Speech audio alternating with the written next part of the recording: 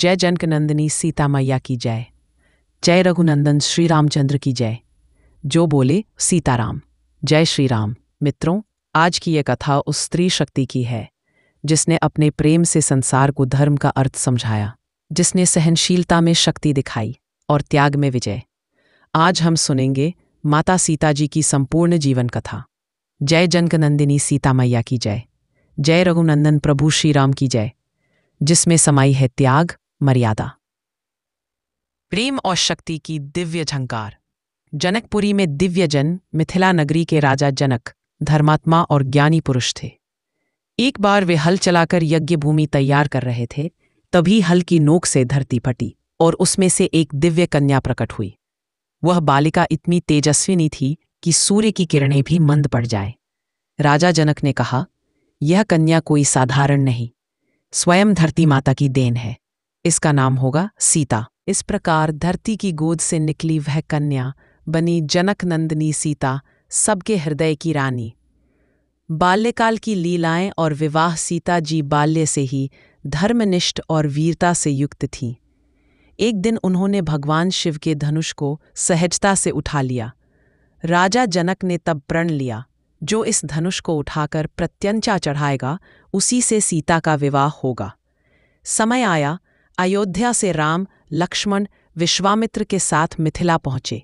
राजा जनक ने जब राम को देखा तो लगा जैसे विष्णु स्वयं धरती पर अवतरित हुए हों। राम जी ने जैसे ही धनुष उठाया, वह टूट गया। सारी पृथ्वी में जयघोष हुआ, जय श्री राम, जय सीताराम। और सीता जी ने अपनी माला लेकर राम जी के गले में डाल दी। स्वर्ग में पुष्प वृष्टि हुई। यह दिव्य विवाह युगों तक अमर हो गया। वनवास का आरंभ जब राम जी का राज्याभिषेक होने वाला था, तभी कैकेयी के वरदान ने सब बदल दिया। राम को 14 वर्ष का वनवास और भरत को राज्य। सीता जी ने कहा, प्रभु जहां आप जाएंगे वही सीता जाएगी। वन मेरा स्वर्ग होगा यदि आप मेरे साथ हैं। और इस प्रकार वे राजमहल छोड़ वन के पथ पर चल दी, सिर्फ धर्म, प्रेम और समर्पण को साथ लेकर। रावण का छल और सीता हरण वन में जब स्वर्ण मृग दिखाई दिया, ऐसे सुंदर मृग को लाओ नाथ, यह तो अद्भुत है। राम जी मृग के पीछे गए और रावण ने साधु का रूप धर लिया।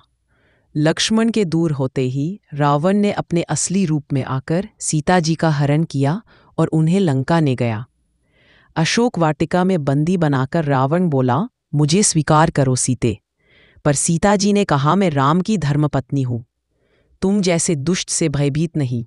उन्होंने एक तिनका उठाया और कहा, यह तिनका मेरे और तेरे बीच मर्यादा की रेखा है, इसे कोई लांघ नहीं सकता। हनुमान का दर्शन लंका में जब सब अंधकार छाया था, तभी वायुपुत्र हनुमान जी ने सीता जी को ढूंढ निकाला। उन्होंने राम जी की अंगूठी दी और कहा, माँ, प्रभु शीघ्र ही आ रहे हैं, आप धैर्य रखें।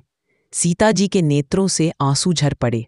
उन्होंने कहा, हनुमान, प्रभु से कहना सीता प्रतीक्षा में है। लंका में राम रावण का भीषण युद्ध हुआ।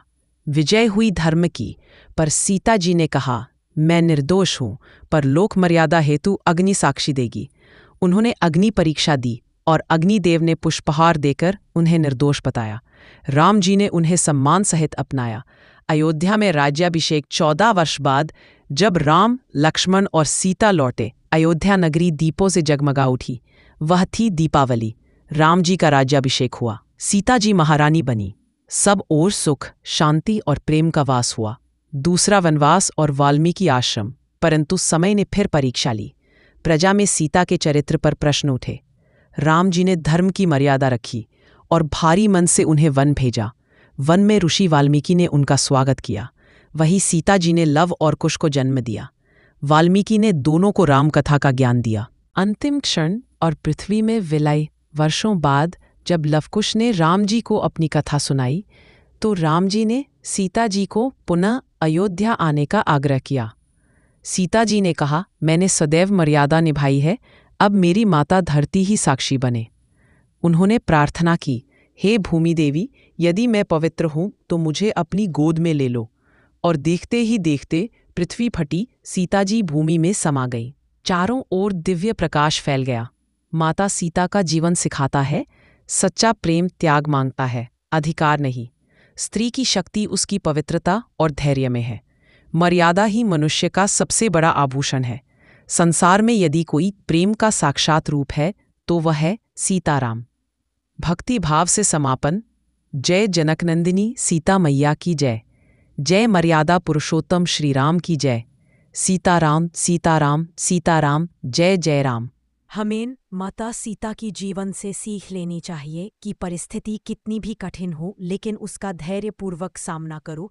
किसी भी परिस्थिति से भाग जाना समस्या का हल नहीं होता। अगर वीडियो पसंद आए हो तो वीडियो को लाइक और चैनल को सब्सक्राइब करें। वीडियो थोड़ी भी अच्छी और ज्ञानवर्धक लगी हो तो वीडियो को अपने दोस्तों के साथ शेयर करें। कमेंट में जय श्री राम सीताराम जरूर लिखें।